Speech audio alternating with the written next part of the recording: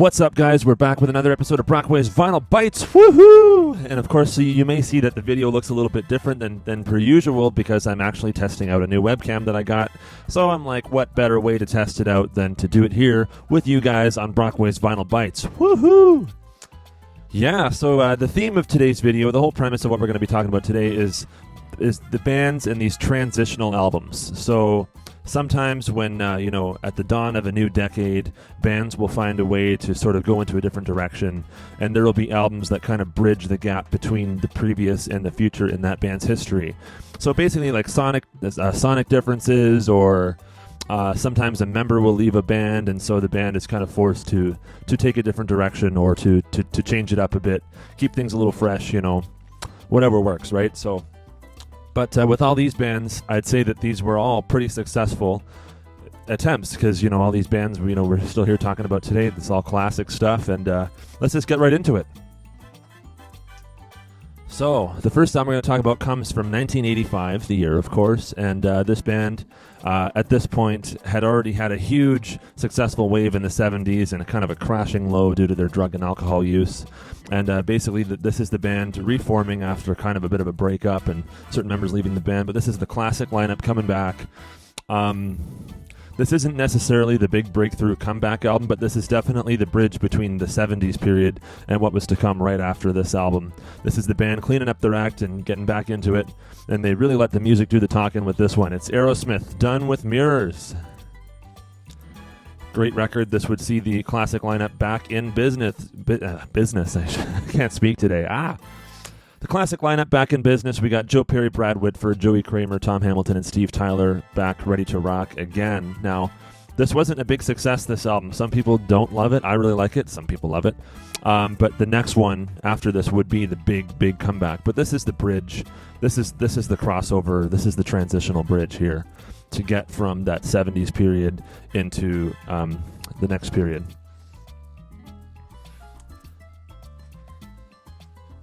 Next up, we're going back to 1965 with the Beatles. Yes, this is actually an original U.S., this is a Canadian version, but it's the U.S. track listing. Original 1965 mono edition of Rubber Soul. So basically, this is the bridge between the Beatlemania with the Beatles, Meet the Beatles phase, with Love Me Do and all that. And this is the bridge between that and Revolver and Sgt. Pepper and Abbey Road and White Album and all that stuff that would come after it. But the Beatles were always evolving right with the first song even that they ever did. They were always pushing the limits and seeing where they could go. And this album just took them into a whole other stratosphere. This is a great record. Classic. Rubber Soul. We're going to go to the G section. So basically this band would solidify one of its most known lineups in 1971. We're talking about Genesis. So the lineup that would begin in 1971 would be Phil Collins, Steve Hackett, Peter Gabriel, Tony Banks, and Mike Rutherford. They'd make about 5 albums with this classic Genesis lineup, and then Peter Gabriel would leave for a solo career, so that would leave them as a 4-piece: Steve Hackett, Phil Collins, Tony Banks, and Mike Rutherford. And so here's probably the first transitional album. Of course, this is the first transitional album with this lineup. But we got Trick of the Tail. Sorry, it's upside down. Yeah, there we go. Trick of the Tail, and assigned by Mr. Steve Hackett. So this is them finding their feet without Peter Gabriel, seeing how they could pull it off with Phil Collins doing the singing duties as well as the drumming duties. So they'd do 2 albums like this as with this lineup, and then Steve Hackett would leave for a solo career, bringing them down to a 3-piece in the studio. Then they'd make a record called And Then There Were 3, and then they'd make one called Duke. But the next Genesis transitional period album we're going to talk about is not those, despite them being amazing, but we're going to talk about Abacab. So this is them after Duke in 1980. Phil Collins had already done a solo album at this point, so he's got more writing credits on here, like he wrote the song Man on the Corner, and he co-wrote pretty much all the other ones too.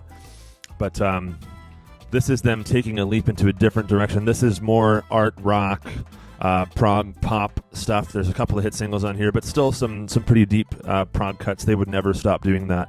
But we got songs like Dodo Lurker and of course the long Abacab, right?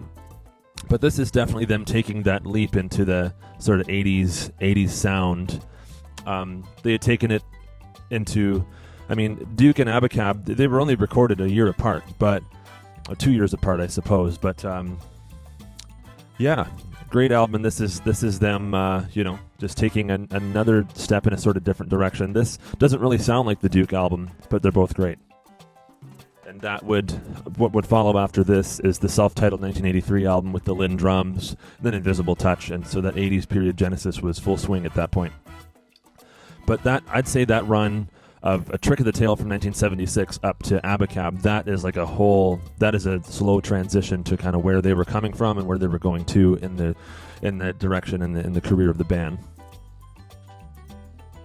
Next up, we're going to for Iron Maiden. This is kind of the original lineup, except for it's got Adrian Smith on it, who this was his first album with the band. But other than that, we got all the guys from the original lineup: Dave Murray, Clive Burr, Paul Di'Anno, and Steve Harris, and of course produced by Martin Birch.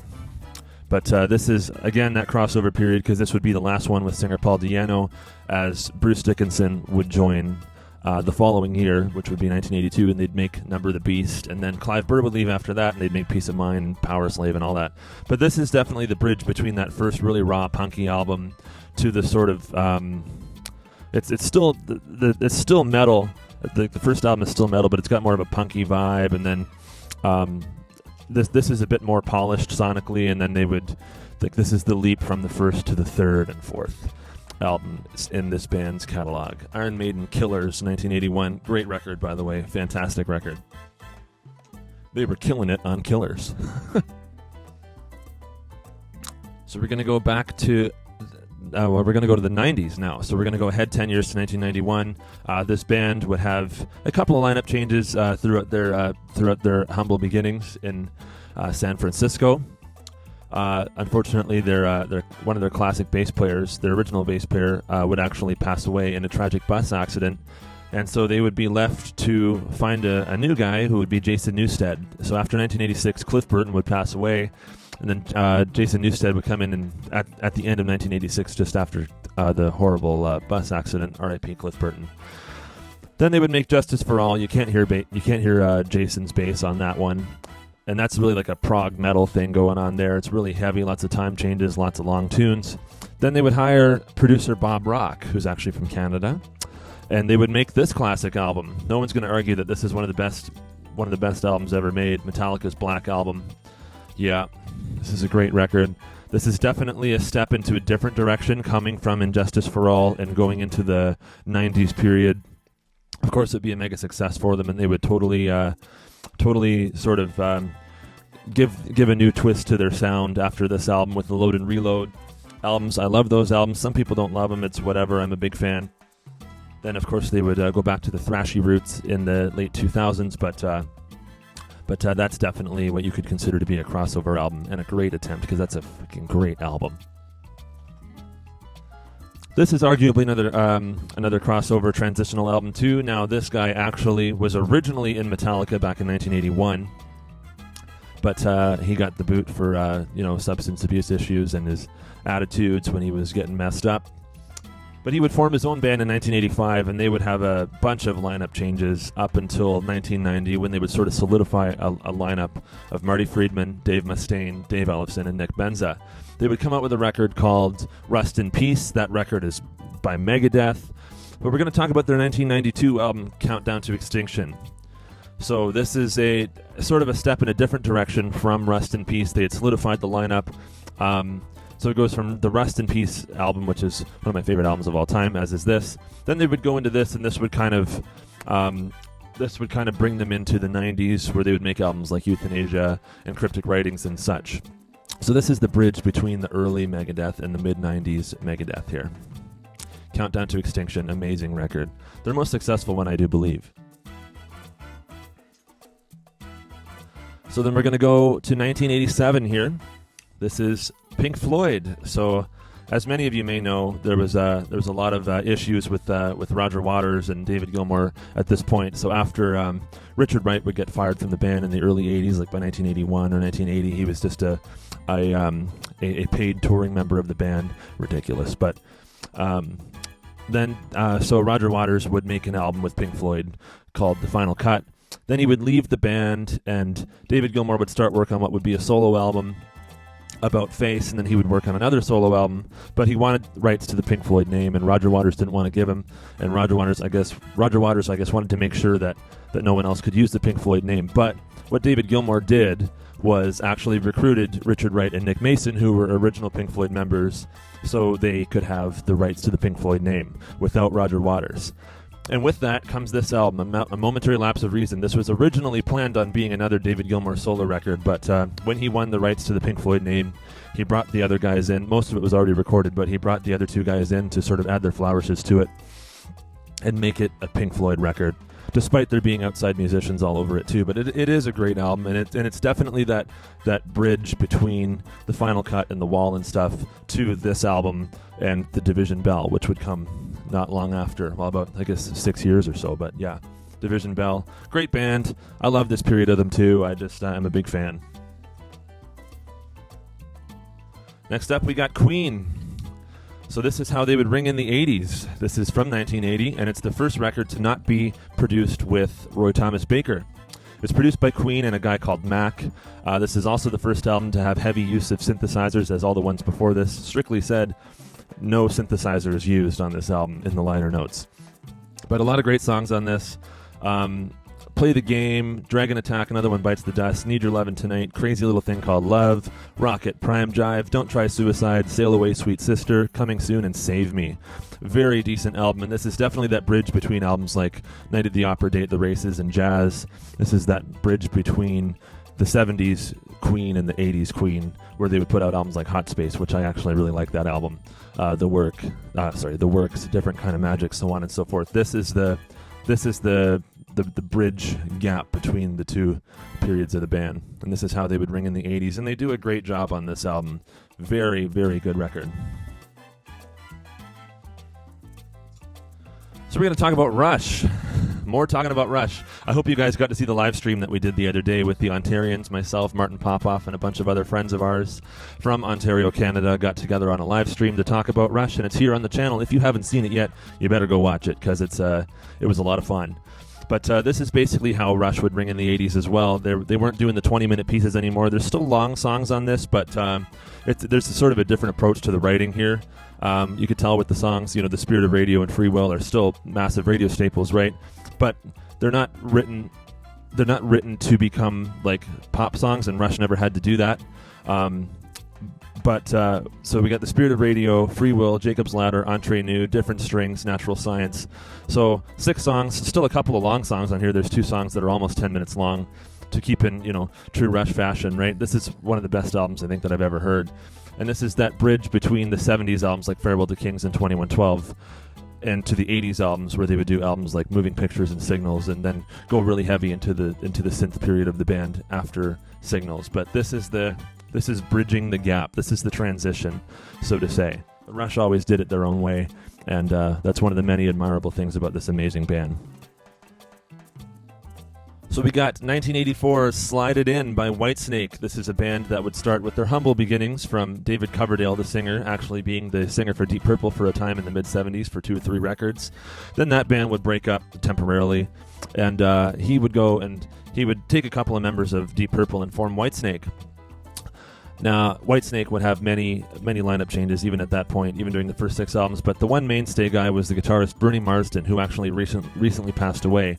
R.I.P. Bernie Marsden, great guitarist, and they would make records like the Come and Get It and Love Hunter and such. But they actually let Bernie Marsden go, and they brought in John Sykes for this album, who was there with them for this album and the 1987 album, the one that everyone knows. Great record, by the way, but this is definitely the bridge between those early bluesy albums and that 80s sort of arena rock thing, blues arena rock that they would come to do so well. And this is a great album, and you could consider this to be a transitional album for the band for sure. But great record.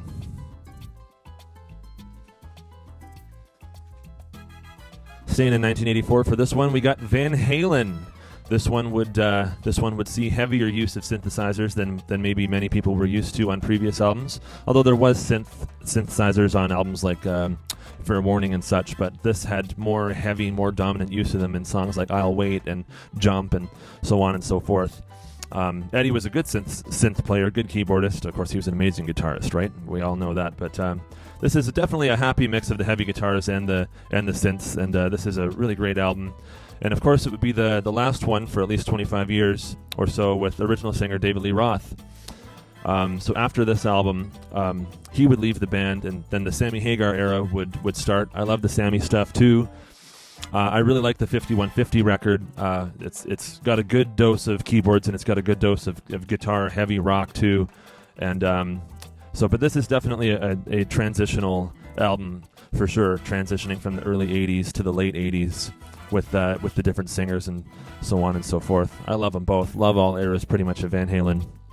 1984, great record. And the last one in the pile. We got Yes's Drama actually signed by Jeff Downes. You could see that. I was so lucky to meet him. I met the Asia guys a couple years ago, and I brought this with me for him to sign. I said, "This is my favorite record that you ever played on." And he says, "I don't think you were born when I played on that record." No, I wasn't, Jeff. You're right. I'm only 25 right now, but I was 21 at the time when I met him. But pretty cool. So, Yes would undergo lots of lineup changes throughout their career, even up to this point, which is 1980. They started in 1968 or so, and they would have lots of people come and go. But the mainstay at this point was always John Anderson. He was always there, and Chris Squire. Those two guys were always there. But in 1978, they had the classic lineup of Rick Wakeman, Steve Howe, Alan White, Chris Squire, and John Anderson.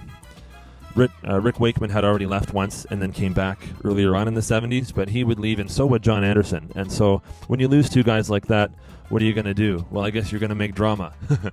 So they would bring in Jeff Downes and producer, singer Trevor Horn, both of those guys from the Buggles. Video Killed the Radio Star. And they made this really heavy, almost metallic in spots album, very proggy too.